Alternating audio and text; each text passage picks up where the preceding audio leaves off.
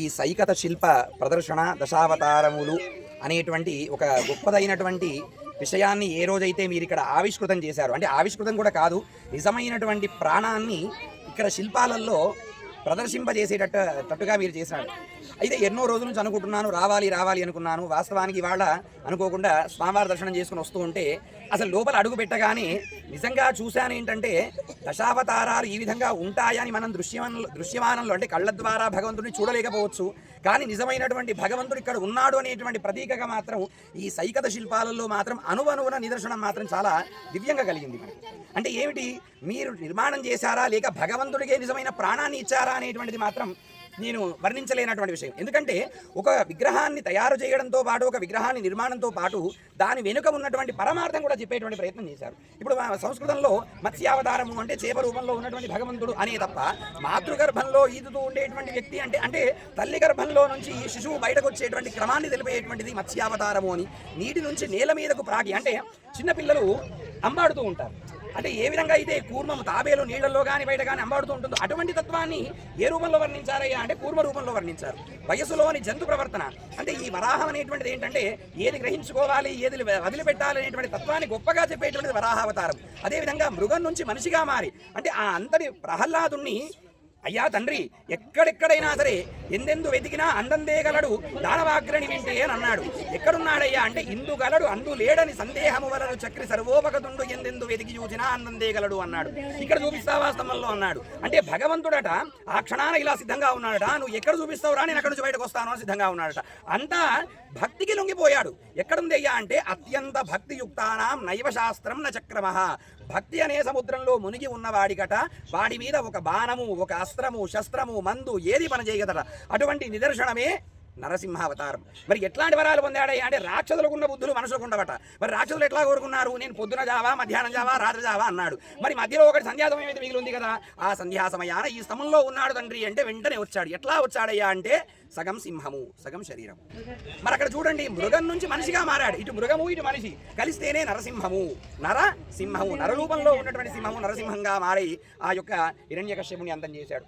ఇంత చేస్తూ మరి బలి చక్రవర్తి మరి ఆయన దాన ధర్మాలు చేసేవాడే కదా, దాన ధర్మాలు చేసినటువంటి వాడు ఎక్కడ పుట్టాడయ్యా అంటే రాక్షసులో పుట్టాడు. మరి వాడికి ఉద్ధరణ కావాలి కదా, నాకు 3 అడుగుల నీళ్ళ కావాలి అంటే పైన కింద చూపించాడు. మరి ఇంకొకటి ఎక్కడ అయ్యా అంటే నా శిరస్సు మీద పెట్టాడు. అంటే భగవంతుడు కూడా తాను తొక్కిన పాదం ఏమిటి, తాను పెట్టిన పాదం ఏమిటి అంటే శరణాగత వత్సల సారనిధే అని వెంకటేశ్వర స్వామి వారి సుప్రభాతంలో వస్తుంది. అంటే ఎవరైతే భగవంతుని పాదాలు పట్టుకుంటారో అటువంటి వాడికి ఇంకొకటి లేదు, అంటే అనంత ముక్తి ఇంకోటి లేదన్నట్టుగా నిదర్శనానికి భావనావతారం చెప్పారు. ఇంకా అనంతకోటి అయినటువంటిది ఏమిటి అంటే అనంత పద్మనాభ స్వామి. ఇక ఆయన ఎట్లా ఉంటాడంటే నిరంతరం శేషశాయి ఉండి కూడా తన భక్తులను ఇప్పుడు నువ్వు వచ్చినావు అంటే నీ మనసులో ఉన్న కోరిక ఆయనకు తెలిసిపోతుంది, ఏ క్షణాన ఏం చేయాలి. అందుకే భగవంతుడి దగ్గరికి వెళ్తే ఇవాళని భాగవతంలో విన్నాను, భగవంతుడి దగ్గరికి వెళ్తే మనం ఒకటి కోరుకోవాలని కాదట, భగవంతుడా నన్ను మంచి మార్గం వైపు నడిపించు అంటే చాలట, నీకు ఏది కావాలో నీకు ఏ సమయాన ఏం చేయాలో చేస్తాడట. మరి మనలో ఉన్నటువంటి చెడు తత్వాన్ని అంటే ఆనాడు రేణుకామాతను తండ్రి అంటాడు ఏమిటి జమదగ్ని తల్లి యొక్క శిరస్సు ఖండించు అన్నాడు. తండ్రి మాట శిరస్సుతో ఖండించేశాడు గుడ్డలితో. మరి ఏం వరం కావాలి అన్నాడు, నా తల్లి నాకు బతికించు అన్నాడు. అటువంటి అవతారమే చక్కగా పరశురామ అవతారం. అంటే చూడండి దుష్టత్వాన్ని తీయడం. మరి తల్లిని ఎవరైనా చంపుకుంటారా, సంపరు. కానీ అక్కడ ఏమిటి అంటే ఒక మాట మనం ఒకరికి ఇచ్చినట్టయితే ఆ మాట నిలబెట్టుకోవాలి, అది ఎంతటి కఠినమైనా సరే ఏమైనా సరే అని చెప్పినారు. అదేవిధంగా ఒకటే మాట ఒకటే బాణం ఒకటే సది అనేటువంటి నిదర్శనానికి అవతారమే రామో విగ్రహవాన్ ధర్మ అన్నారు. ఇప్పుడు చూడండి కలియుగంలో ఈ మధ్య కాలంలో చాలా పెరిగింది ఏమిటంటే ఎవరిని చూసినా 2 చేతులు జోడించి జై శ్రీరామ్ జై శ్రీరామ్ అనేటువంటి పదం చెప్తున్నారు. ఇన్ని రోజుల వరకు ఆ భగవంతుడు నామని చెప్పారా, లేదు. అంటే ఎప్పుడైతే హిందువులపై ఇట్లా దాడులు జరుగుతాయో, హిందువుల యొక్క అమానుషత్వాన్ని అవమానాలు మనం చూస్తామో ఆ భగవంతుడు గుర్తుకొస్తాడు. అయితే మహాభారతంలో కూడా ఒక గొప్పదైనటువంటి తార్కాణం ఏంటంటే ఇప్పుడు చూడండి రాముడు ఎట్లా ఉన్నాడు అంటే ఆయన ఒకటే చెప్పాడు, తల్లి కైకేయి ఆయన ఏం చేయకుండా వనవాసంగా పోంటే సంతోషంగా పోతా అన్నాడు. అంటే మనిషి అట కష్టాలు ఎంత వచ్చినా తీసుకోవాలి, కానీ తన యొక్క ధర్మాన్ని తప్పనప్పుడు ఎట్లా ఉంటాడయ్యా అంటే ఆత్మ ప్రేమమయంగా ఎదిగాడు. ఆ సమయంలో కుంతీదేవి ఒక మాట అడుగుతుందంట, ఏంటంటే కృష్ణ నువ్వు వెళ్ళిపోతున్నావు కదా, మరి అందరికీ అన్ని వరాలు ఇస్తున్నాను కుంతి, మరి నీకేం కావాలి అంటే కేవలం నాకు కష్టాలు మాత్రమే ప్రసాదించు అని వేడుకుంటుందట. ఎందుకు కష్టాలు అంటే, ఇప్పుడు నేను సంతోషంలో ఉన్నాననుకో నిన్ను స్మరించడానికి నాకు వీలు కాదు, నేను కష్టంలో ఉన్నానుకో కృష్ణ నేను కష్టంలో ఉన్నానయ్యా నన్ను కాపాడు అంటే పరుగెత్తుకుంటూ వస్తావు కదయ్యా. అలనాడు ద్రౌపదికి ఆ యొక్క వస్త్రం పోతుంటే కూడా నువ్వు వచ్చి కాపాడావు కదా. ఇంతటి తార్కాణానికి నిదర్శనమే ఈ శ్రీకృష్ణ పరమాత్ముడి యొక్క లీల. తర్వాత ఇక్కడ ఇంకా విశేషంగా కూడా మనకు బలరామ అవతారం పెట్టారు. మరి అవతారాలలో 9వ అవతారం బౌద్ధావతారం అంటారు కదా. మరి ఇక్కడ బలరామ అవతారం రావడం ఏమిటి అంటే, బలరామ అవతారం ఏమిటి అంటే ద్వాపర యుగంలో కానీ శ్రీరామ యొక్క త్రేతాయుగంలో కానీ గమనించండి. త్రేతాయుగంలో రామలక్ష్మణుడు అంటే రాముడు అంటే మహావిష్ణువు, లక్ష్మణుడు అంటే ఆదిశేషుడు.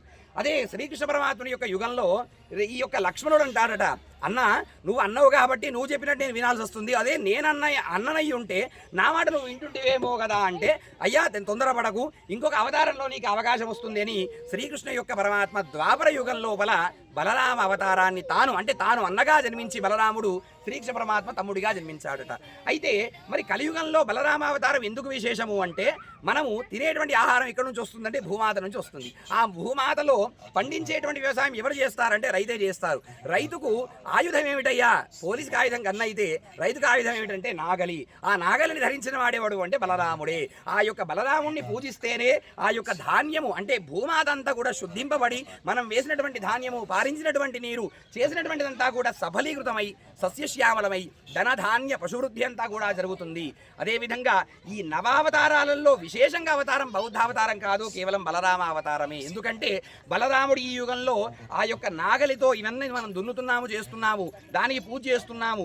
ఈ విధమైనటువంటి శక్తి కనుక దానిలో ఆయనలో కనుక ఆ పనిముట్లలో కనుక లేకపోతే దానికి విశేషమైనటువంటి అర్థం ఉండదు. ఇంకా ఇక దుష్ట సంహారం జరగాలి అంటే కలికి అవతారం వస్తుంది. కలికి అవతారాన్ని ఎవరూ చూడలేదు, కానీ ఇది కేవలం దృశ్యమానమే. అంటే ఇలా ఉంటుంది, ఇలా తాను అశ్వారూఢుడు, ఎందుకంటే కలికి వాహనం ఉంది ఏమిటంటే అది గుర్రము, ఆ అశ్వారూఢం మీద వచ్చి తాను దుష్టత్వాన్ని సంహరిస్తాడు. కలికి వచ్చాడు అంటే కలియుగం అంతమైపోతుంది. ఇది దశావతారాల యొక్క విశిష్టత. మళ్ళీ ఇక్కడ చూడండి, ఇంత మంచి పని చేస్తున్నప్పటికీ కూడా నిన్న కొంత ఇబ్బంది అనేటువంటిది ఈ యొక్క స్థలంలో కనబడింది. అంటే కనబడింది అంటే అర్థం ఏమిటి, భగవంతుడే ఒక పరీక్ష పెట్టాడని వాళ్ళు భావిస్తున్నారు. అది కూడా మనం అదే అనుకోవాలి.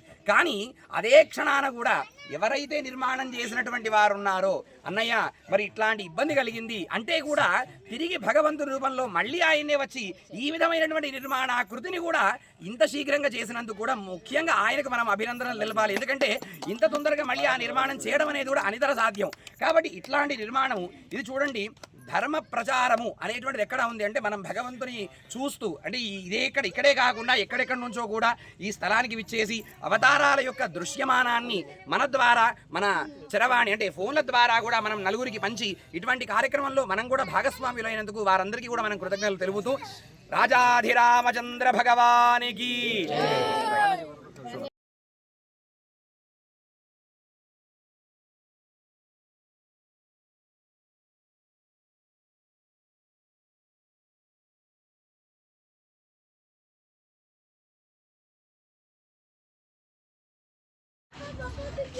నమస్తే అండి.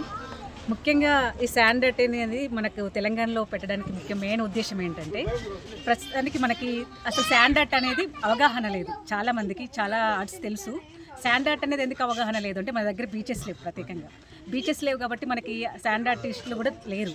సో శాండ్ ఆర్ట్ పెట్టాలి అనేది నాకైతే 10 years బ్యాక్ నుంచి నా ఆలోచన. నాది వచ్చేసి కరీంనగర్. అయితే లావణ్య ప్రస్తుతం ఒక 1 year నుండి నాకు పరిచయం ఉంది. సో తనకి ఇది చెప్పగానే, ఆంధ్రాలో వినాయక చవితి అప్పుడు వినాయక చరిత్ర అది మొత్తం చూశాను. బాలాజీ వరప్రసాద్ గారు నా ఫ్రెండ్ అనమాట. సో తన ద్వారా ఇక్కడ చేయాలి అని తను అనుకుంది. తను ఆల్రెడీ ఈవెంట్స్ అంటే తనకి ఐడియా ఉంటుంది కాబట్టి తన ద్వారా ఇక్కడ చేస్తే బాగుంటుందని అనేసి ఇక్కడ ప్రారంభం అయితే చేశాం. ముఖ్యంగా మెయిన్గా ఏంటంటే దశావతారాలు ఎందుకు కాన్సెప్ట్ తీసుకున్నామంటే, దశావతారాలు అనేది చాలామందికి తెలుసు 10 members ఉంటారని. చాలామందికి ఎవరెవరు అంటే కన్ఫ్యూజ్ అవుతున్నారు, 10 members ఎవరు అనేది కన్ఫ్యూజ్ అవుతున్నారు. మొన్న కూడా ఒకరు వచ్చేసి బలరాముడు ఉన్నాడా ఇందులో అనేసి అడిగారు. ఎందుకంటే మనకి బలరాముడి ప్లేస్లో బౌద్ధుడు అనేది వచ్చాడు.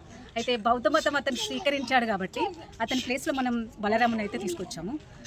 ముఖ్యంగా ఇక్కడ దశావతారాలు అని చాలామంది పిల్లల్ని, స్కూల్ నుంచి వచ్చిన పిల్లల్ని అడిగినా కూడా చాలా కన్ఫ్యూజ్ అవుతున్నారు. దీని ద్వారా ఏంటంటే శాండ్ ఆర్ట్ గురించి తెలుస్తుంది. శాండ్ ఆర్ట్ అనేది ఇంత ఉంటుందా, ఓన్లీ ఇసుకతో చేస్తారా అనేది కూడా ఆశ్చర్యపడుతున్నారు. అదొకటి, ప్లస్ దశావతారాలు ప్రతి ఒక్కరికి తెలియాలి అనేసి మెయిన్గా చేశామండి.